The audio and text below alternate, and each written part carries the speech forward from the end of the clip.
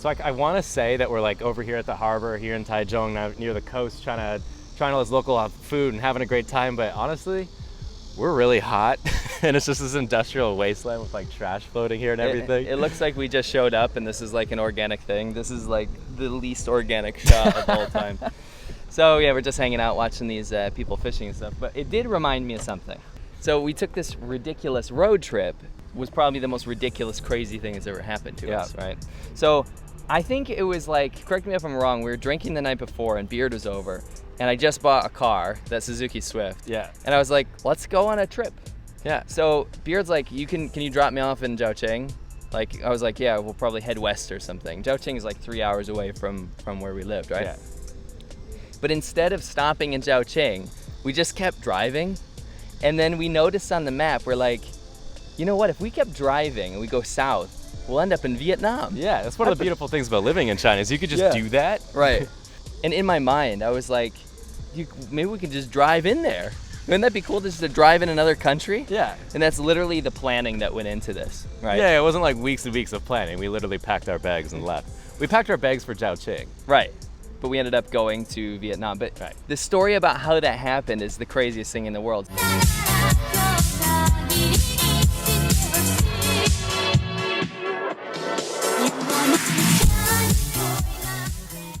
So we're driving through the highways in Guangxi province, and I'm like, Prazi, this is gonna be unforgettable. My first time in Guangxi province, right? He's going, let me tell his bit, because it's annoying. Sure. He goes on and on and on. It was the Kars Mountains, or what the hell they call it? Yeah, Kars Mountains. And it's just this beautiful, you guys will see that probably in like an inspirational poster or something, and you'll have a picture of like, of Guangxi there. And he's like, it's beautiful, it's unforgettable, you can't wait for you to show it to you. We drive through. But it was the around the season where the farmers burn all their crops to. Yeah, we say it's crop burning. They don't burn the crops; they burn like the chaff. Yeah, so I always call it harvest burning. Yeah, kind of looks like this all the time. Yeah, it's just covered super in smoke. polluted. But it's worse. Like you can't see. I don't know how. It's choking. Yeah, you can't see 10 feet in front of the car. It's just smoke, smoke, smoke, pollution, pollution, pollution. It's not like a. What's that? It stung me in the back of my neck. Seriously? Yeah. All right, anyway, so let's get through this video without dying. Really, really polluted, and I was so pissed off because I was like, you said I would never forget this, and I suppose I didn't. No, because it was that bad. It was awful, and I was really excited to see some of those beautiful parts of China, and it was like literally the most disgusting thing I've ever seen. It wasn't like a pollution thing like, oh, China's polluted, whatever. It was more like you got to refertilize your stuff, and we do it in America too, right? Yeah. Anyway, so we kept driving, and then we get to the border. Well, there was 2 borders. So we're driving, and all of a sudden the signs, they go from just being in Chinese to Chinese and Vietnamese. So we're like, whoa, we're getting close. This is really cool. But there's no one on this road. And this isn't the normal border crossing where you get into Vietnam, where like normal Chinese people would go. Yeah. This is apparently a military choke point. And we go through there, and there's this barrier. And there are frickin' PLA soldiers, there's automatic rifles, there's frickin' armored cars. Yeah, sweeper, I don't know how you call that. Turrets. Yeah, sort of thing. And so they're like, you gotta open up the car, we're gonna check what you got, whatever. Like normal military checkpoints. We shouldn't have been going through there. Like they were shocked. They were like so surprised, that these foreigners go like, what the hell are you guys doing here? And who's the only guy who brought a camouflage backpack military thing with a Canadian flag on it? Was me. You were freaking out the whole time, but they were kind of nice. It was because I talked to them in Chinese. They didn't think they'd be able to communicate with us. And I told them, I was like, Happy New Year, guys. It was Chinese New Year around that time. Yeah. And they were super nice. They went and got the general, and the general was like, you're not allowed to be here, but are you guys gonna stay a long time? We're like, no, we'll be back. And he's like, give you 3 days. Like but you have to come back after that. Not sure what he'd do if we had stayed longer. I don't know. It was weird, but obviously we had to go back through. Yeah. But anyway, we go through, and there's another town, right? So this town is right on the border. We're looking into Vietnam. It is the scummiest town. What was it, Dongxing? Dongxing, that's what it was. Yeah. It was glum. I kind of like. We liked it. The architecture was weird. It was bizarre. It absolutely was bizarre. So we're walking around these gloomy ass streets, and every freaking restaurant has got dog corpses hanging everywhere. Yeah. Freaking dog corpses everywhere, and people are getting drunk at like 10 a.m. freaking drinking baijiu and rippers. And we found this drink I mean, you guys know what rippers are. It's medicinal alcohol. You rip the top off, and it's got like good for ants boys, in as it. they say. Good for boys. It's got like snake bile and all kinds of weird shit in it. Anyway, and deer penises. Anyway, we find one that's golden. We're like, the golden ripper. Oh, God. So we drink this, and we hallucinate. That was one of the worst feelings I've ever had. It was like being sick. Yeah. And I only drank one. Yeah. You know, like we staggered around the city for the next few hours not knowing what the hell happened. There must have been something weird in there. That was gross. So the border that splits Vietnam and China, it has like it's a bridge that goes over, you can't call it a river, we'll say a canal, we'll say. Yeah. And basically leading up to this, we were like, we thought we could just go across to Vietnam. So it turns out we had to go to a hotel which shipped our passports off overnight to Nha Ninh, which we drove through. Yeah. So it was stupid that we didn't stop there. And then give them to us the next day so we could cross into Vietnam legally the next day. They were also super confused. But that night, trying to burn time, like you said, we ran into these... I forgot about the visa part, yeah. These guys in camo, and we're like, what the hell? Why do these guys want to drink with us? Yeah. We're having some beers. By the way, just you say camo, a lot of people in China just wear camo. That does not mean they're in the army. Right. So we don't actually know at this point, but they were at a border post looking at Vietnam, so we assume they were border guards, right? Yeah. So I'm chatting with them, and you and Beard are off drinking like to the side, and you're waving at me, and you're like trying to get my attention, and I'm like, what? And I'm still talking to this guy, and eventually you tell me in English, you're like, I think we're distracting these guys from doing their job because a bunch of people just crossed over the river in boats and ran with big sacks into China from Vietnam. Well, this is later because you were talking to them forever, and eventually me and Beard kind of lost interest. We're like, God damn it, Seymour's off talking to the locals again because you like that stuff. And it's funny, it's fun for us, but you just don't stop. You got to know everything about the local culture. You're a local culture boy. So after a little while, he's like, you know what, let me call my friends, right? And he gets on his like walkie-talkie radio thing. 5 minutes later, this big, it's like a military people carrier with the open back, and they all sit in the back. Right. Like, how many goons jumped out? Yeah, with cases upon cases of beer, and you're like, this is great. And me and Beard are like, they built a fire. Yeah, they built a fire. You guys are cooking up stuff. And so me and Beard are off to the side talking and stuff, because we're having fun, whatever. Right. And we see this boat, like, jet across this canal. It takes like 20 seconds to get across it. It's really thin. And these guys get it with suitcase, and they just like run into the alleyway, and we're like, what the hell was that? And we keep seeing it happen over and over again. So you're concerned, and you're like, dude. Because you're drinking with the people who are supposed to stop that stuff, the immigration guys, And eventually I really had to pee, and you're still talking and drinking and having a ball, So I go over, and I was like, I gotta pee, but I don't know where the washroom is, or the restroom, what Americans call it, And you're like, just go down there. I'm like, I don't want to go down. Like, the army's right there. You know what I mean? Like, I don't want to pee on someone's border. I don't know. And the guys looked up. They're like, if you're going to piss, go piss on Vietnam. And they made you do it. They waited until you did it. And by the way, we're on like an elevated thing, and then you walk down a bunch of stairs, and then there's the canal, and then there's Vietnam. You could throw a stone at Vietnam. That's how close it is. And so I walked down like 50 stairs or whatever. And Vietnam. Whipped out my thing. Not joking. It's dark, by the way. It's pitch black. Can't really see anything. I just hear and giant spotlights, just searchlights, just right on my Johnson, right? And so I'm like, oh my God, right? So I'm still peeing, and like, it was like we got trolled by them. Yeah, pardon for my language, but like, in hand, peeing, running up the stairs while the Vietnamese are like tracking me with their searchlight, and I just hear Sea Milk and pretty much the PLA in its entirety pissing themselves laughing, like wiping tears. They can't stop laughing. It was the most embarrassing thing. It was so funny though. Long story short, he pees on them, and then it turns out that the guys that would duck away from the fire and drinking would get on their walkie-talkies, and they were guiding the people from the boats from Vietnam, and they were running an illegal smuggling route. But we didn't find out the details until this frickin' mafia boss shows up. This portly man with a gold chain, he comes up. Our wife beater. Yeah, he's literally shows up, and he tells us everything. He doesn't hesitate. His life story is tragic. I'll tell a very condensed version, but he's a minority, so is everyone in the PLA there. They're not Han Chinese. The Han Chinese came into their town, pushed everyone out, made fun of them, discriminated them against in school. They didn't end up with any jobs, so what they would do is join the army. The army was super corrupt in this area, and they would run goods, drugs, human trafficking, even fruit, things like that, back and forth from Vietnam. Fruit? No. Yeah, there's coconuts. You're like, drugs, women, people, even fruit. Oh, God. Fruit. Get out of town. But the reason that this whole smuggling route started was because of him. So when he was a kid, he used to get bullied in school. Yeah. And he wouldn't fight back. The Han kids would make fun of him. They would make fun of the minority kids. And every day from his schoolroom window, he'd look out, and he told me he'd look out across the river to Vietnam. And he didn't necessarily think Vietnam was a good place to be, but he was like, somewhere else. It's somewhere else. I want to someday get out of here because apparently I don't belong here. Right? Yeah.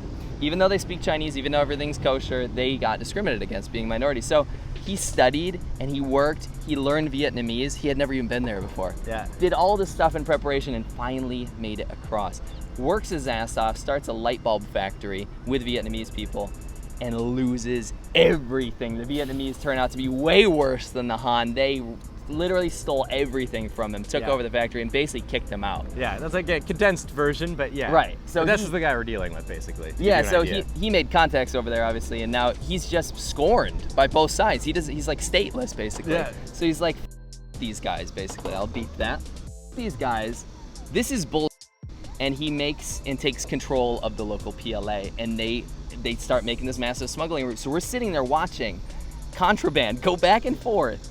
And then we tell him that we're gonna go to Vietnam the next day and cross the border, and he was like, why the hell would you pay for a visa? You can go now, I'll put you on the boat. Yeah. And we were like, God damn it. Yeah. we were also like, we're not gonna do that. But anyway, it was so weird that this guy opened up to me about this, right? I guess he had nothing to lose, because what are we gonna do? What are we gonna do? Like, we're not even supposed to be there. Yeah. So, you know, it was just funny watching or hearing the story about an honest guy who worked hard, got screwed over, and the only way he could really make it was sort of joining the corrupt system that he hated so much as a child. Right. It was really interesting. So let's skip ahead a little bit to actually getting into Vietnam, which was a bit crazy. Now, a lot of you guys may have been to Vietnam and love it because of its beaches and its resorts and, you know, all the big cities and stuff. That was not where we went. We went to this place, and apparently it's the most rich place in Vietnam, but that doesn't mean it's the most vibey. No. It was the most like all the communist like officials. They bought houses there. They settled down. They like made this like really wealthy area of Vietnam, and Vietnam's poor. Yeah. But it was so freaking soulless. And when communist. It was the most guys. We crossed. We thought Dongxing was like a freaking metropolis compared to this place. Yeah, we couldn't wait. We walk up like a 6-lane highway, and the first thing we see when we cross over, by the way, the border guards on the Vietnam side pointed at our nose, and they're like, ah! They're like, whoa! Yeah. They thought we were hilarious. They'd never seen foreigners. Yeah. So we crossed in. Shark jumped out there.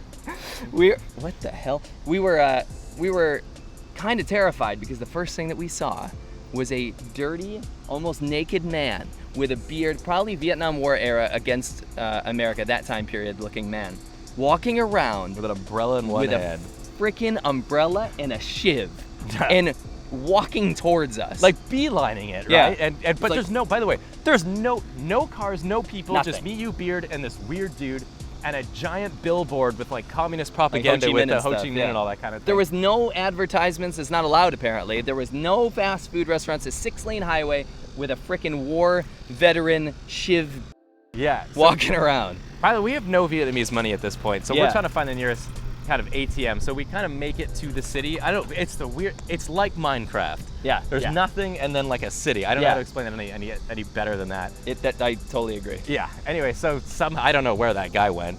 Well, we got away. I guess we like ducked down the streets until we got into civilization. So we need some cash, right? And we need some spending money. Yeah. So we go to the ATM and we put our cards in, and we're like, we don't know how much, but we're thinking in RMB. We pull out a little bit. Basically, you've said this before, and I always love this saying, Vietnamese money is like monopoly money. It is. It's not really accepted anywhere internationally. No. We still have it. Yeah, and the economy is so messed up that the amount of cash, physical bills you get when you put in a different currency into the bank is insane. Like, we fill up a trash bag full of money, basically. We had three or 10, I don't know, something million dong. Yeah. And we couldn't even spend it. No, there was nothing to buy in that town, and we're spending all this time in town. We're walking around. There's nothing to do. There's nowhere to sit and drink. Well, I suppose there was, but like it wasn't anything of substance. The food was like the most soulless place. So like there was no music. There was no like things happening. It was these really rich, nice houses. Yeah. And kids walking home from school, and everyone just goes to coffee shops. There was one haircuts. bar and club, right? And no one speaks Chinese, even though it's right on the border, so we can't communicate with anyone. No. So we immediately go from this position to being like, holy shit, we're in a new country. We drove all the way here. This is cool. We're all excited. We saw these smugglers. This is crazy. And we go in this town and we have nothing to do. There's no soul in that town. We played pool. It was the weirdest and nobody thing. would talk to us. Yeah. Remember we walked around to the translator and we're like, anyway, long story short, we have nothing to do. We wander around this town. We finally find a hotel. And we were so bored. And it turns out to be like Vietnamese Valentine's Day or some shit. Yeah. And so we were like, what can we do? It just was Valentine's Day. Oh, it was Chinese Valentine's New Year Day. same time. So we're like, what can we do? So we wander around and find a woman. Finally, we can spend some money. Yeah. And we buy a bunch of flowers. And we stand on the busiest road with like couples. And we stood there just holding flowers. I have no idea why we did that. I think we're going to hand them out to people for summer. Why? I don't know. Why the hell did we do that? We did end up doing that. The locals went wild. They loved it. A woman dropped her baby. So in Vietnam, a lot of Asian countries, they'll carry like their children onto on their motorcycles. So it'll be like father driving, the baby sitting in the middle, and then the mother on the back, sandwiched between them so that the baby doesn't fall off. Right. But the woman turns around in like just joy at these foreigners standing holding there. roses. She can't believe it. But as she does this, the baby literally falls off the motorcycle at a 90-degree angle. Right. And she reaches down and grabs her by the shirt and puts her back on the motorcycle. And we're like, Jesus Christ, we can't be doing this. We're going to cause an accident or a death. The best part was when we were standing there with flowers and these girls would come out with their boyfriends on Valentine's Day. And they were like trying to get our numbers, taking pictures with us. We gave them flowers. Their boyfriends didn't do anything. I felt bad. Weird, yeah. I was like, girls, like have some dignity, you know? But they had no filter. They were just like, this never happens. Yeah. Let me get a free flower from these Laowinners. So anyway, we end up doing that. And you know, we end up trying to find a bar and we drink some beer by ourselves because nobody drinks apparently. And we're just like bored out of our minds. And then Beard gets so sick. Deadly sick. And then this is at the point where me and you started getting the vibe of things. We finally found banh mi, the sandwich you really wanted to make me try. And we're kind of getting to the vibe of things. We're sort of seeing, okay, maybe we can push a little bit forward. Maybe we can rent bikes here. Further into Vietnam, but we couldn't leave the border because Beard is notorious for just falling apart completely on a weekly basis. Yeah, absolutely falls apart. Now you couldn't sleep that whole trip because he was bunking with me. You snore like a freaking demon, like a Harley. Yeah. You sound like I will kill your family. Yeah, that's what you sound like. Yeah. So he got no sleep. So finally we go to bed. He can't wait to fall asleep. Yeah. He's like, bad word here, you prosy. You're sleeping in the other room. I'll bunk with Beard. Beard can't stop pooping himself. We'll say. Right. And he's just like, sea milk, help me from the washroom, like just slit my throat now, please. So this is the 4th night I haven't slept and I'm listening to just pure vomit and like dysentery. He's screaming, he's in so much pain. I'm in the other room, passed out. I sleep like a dead person. You cannot wake me up, I don't care. I'll sleep through earthquakes, I'm taking care of hurricanes. Beard. It's like... Still can't sleep, and I had a great sleep, poor you. Woke up the next morning, and we literally had to check out, because a lot of hotels here, I don't know about America, but in hotels here, you have to check out at 11 usually. Yeah. So we had to check out, but we were like, screw you. Like, we didn't get to see any of the stuff we wanted to. So we threw him on the couch, then we went out and ate. He did agree to it. Yeah, I think he agreed. We said we're going to go out and have a sandwich. I don't think he knew we were going to go out and mess around. Yeah. Are the hotels here okay? We're thinking about going back into China to treat our friend. She's like, absolutely not. The hotels here are not the hotels, rather. The hospitals here are atrocious. Get back to China right now and help your friend, because he was just pale in the face. Right. Can't stop. That guy's got a weird thing. And so we kind of rushed back into China. But the problem is that China lately is having this issue with terrorists. So basically it's just them trying to take over Xinjiang. I don't know how political you want this video to get, but that's... No, that's fine. Yeah, and so what they do is at the border, they have this picture of a bearded... Yeah, a cartoon of a guy with a turban and a beard. They're like, if you see someone that looks like this, you need to question them, interrogate them. They probably have knives, and they have like cartoon bombs and stuff. Contraband and what have you. And so he looks exactly like Beard. Yeah, because Beard, we call him Beard because he has a beard. And he's a quarter Iranian or something, but he's retained quite a lot of those features. So you have this terrorist cartoon-looking guy, sweating bullets, pale in the face, looking throwing nervous. Up. Yeah. And the guards were just like, and he took quite a while to get through. We were so scared, but we ended up making it through. Made it back. But that was like one of the most ridiculous trips, and it only took like 4 days. Yeah, and these are the kind of things we never mention in China because we're not sure how people would take it. I feel like it's kind of dangerous to bring it up, but it's been a long time. Yeah. And you know, there's a lot of things that I'll probably just put on Patreon. So if you guys go to patreon.com/Laowinners, there's stuff that I can only share it with that audience because I know that there's not unsavory people. Demonetized and things that people might not agree with everything we did. But this is the thing. I think if you want to wrap this up or at least learn something, if you just don't want to hear about our stories, like, I don't care about your stupid stories. One thing I will say, and the one beautiful thing about living in China is the ability to do that. Right. Because once you move back to America, well, America might be different. There's a lot to explore there, I guess. Right. You know, here in Taiwan, life is very common, very normal, and you can settle down very, very easily here. But you're not. You're not going to have that. China's that weird place where you go and you can do just weird, outlandish stuff that you thought you would never do. And this is one of the things, like, learn Chinese because you'll be able to talk to people like that, and they're more than happy to share those wild, outlandish stories with you. It's not like what you see on the news. You'll learn very strange. There's some weird shit. Weird. The way that country works is totally off the books. Yeah. And you can go learn about it. You'll never, go read a book, go on the internet. It's off. You got to go and see it for yourself because you put it perfectly. Yeah. Right. I keep thinking this guy caught a fish, but it's just a fish he used as bait. Anyway, we're gonna go tell another story on your channel, which is also ridiculous. So go over to youtube.com/Prazi, link in the description, and you can go watch his video there. We're gonna go shoot that right now. What do you say? Let's do it. Let's do it. Don't forget, guys, every single Wednesday, 1 p.m. EST, you can watch Laowinners. Actually, just click right here to watch another one. Over here, top here, Monday at 1 p.m. EST, you can watch ADVChina, which is my collaboration channel with Winston, where we ride motorcycles and talk about topics. Right below that, just in time for a beer, Friday, 1 p.m. EST, you can watch Serpent ZA.